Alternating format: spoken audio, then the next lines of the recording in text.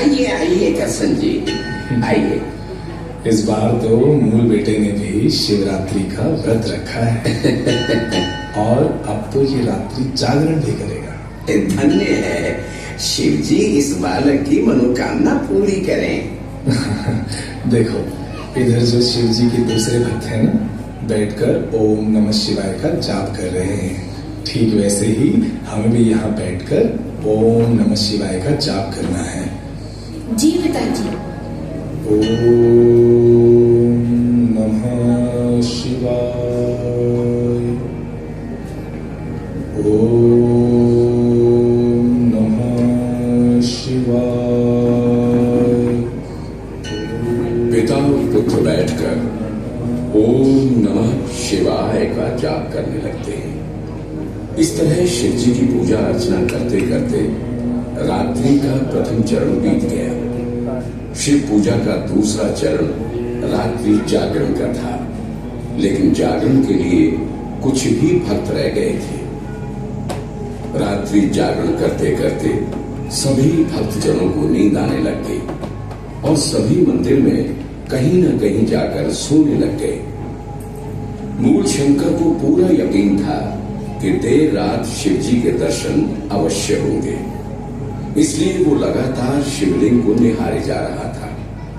इस तरह बहुत समय बीत गया और उन्हें भी झपकी आने लगी थी।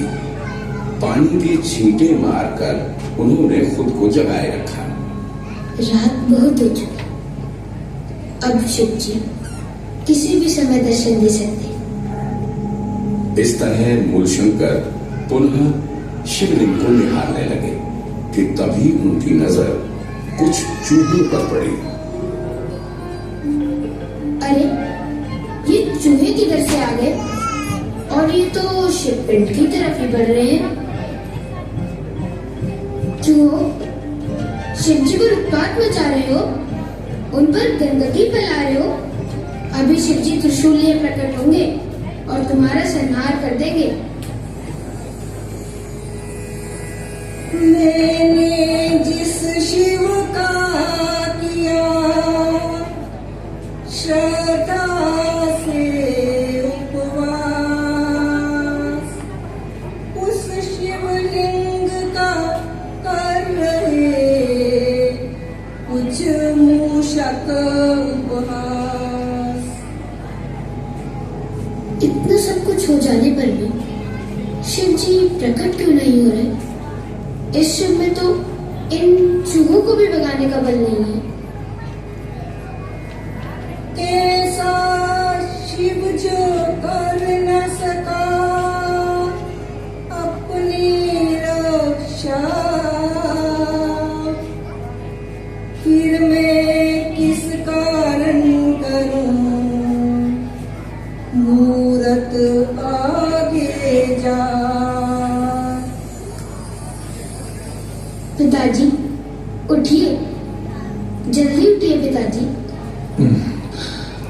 क्या हुआ मूल बेटे, क्यों उठा रहे हो? वो देखिए पिताजी, कुछ चूहे शिवलिंग पर उत्पात मचा रहे हैं। इतना सब कुछ हो जाने पर भी शिव जी प्रकट क्यों नहीं हो रहे? बताइए पिताजी, बताइए। जो स्वयं अपनी रक्षा नहीं कर सकते, वह दूसरों की रक्षा कैसे कर सकते हैं? पिताजी, मेरे यहाँ मंदिर में बैठे रहने का कोई कारण नहीं है। कृपया मुझे घर जाने की अनुमति दें। छोड़ो आडंबर सभी, करो कुछ अनुसंधान। मन प्यासा है पाने को सच्चे शिव का ज्ञान। इस घटना के कुछ दिन बाद ही मूल शंकर के चाचा और बहन की मृत्यु हो गई। उसे संसार से वैराग्य हो गया। घर वालों ने उसकी ऐसी दशा देखकर उसका विवाह करवाने की सोची। इस समय उसकी आयु 22 वर्ष की थी, किंतु उसे विवाह में कोई रुचि नहीं थी। इसलिए मूल शंकर ने घर को छोड़ दिया। घर छोड़ने के बाद मूल शंकर सच्चे गुरु की खोज में इधर उधर भटकने लगा।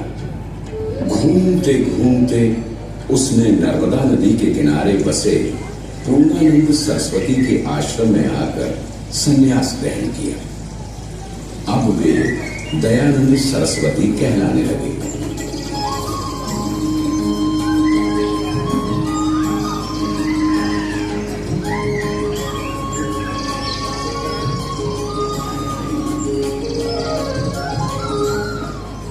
गुरु पूर्णानंद का आश्रम।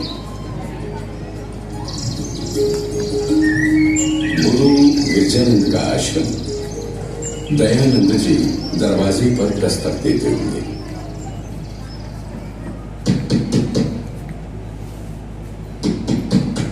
कौन हो? यही तो जानना चाहता हूँ, मैं कौन हूँ? सत्य को पाना चाहते हो? जी। गुरु के अंदर चक्षु ने पात्र को झट पहचान लिया, उसकी प्रतिभा को पहले ही परिचय में जान लिया। सदगुरु की अनुमति मांग दयानंद उनके शिष्य बने, आगे चल करके यही शिष्य भारत के भविष्य बने। जो कर्मठ होते हैं वो मंजिल पा ही जाते हैं। आनंद कंद ऋषि दयानंद की गाथा गाते हैं, हम कथा सुनाते हैं। ऋषिवर को लाख प्रणाम, गुरुवर को लाख प्रणाम। धर्म धुरंधर मुनिवर को कोटि कोटि प्रणाम, कोटि कोटि प्रणाम।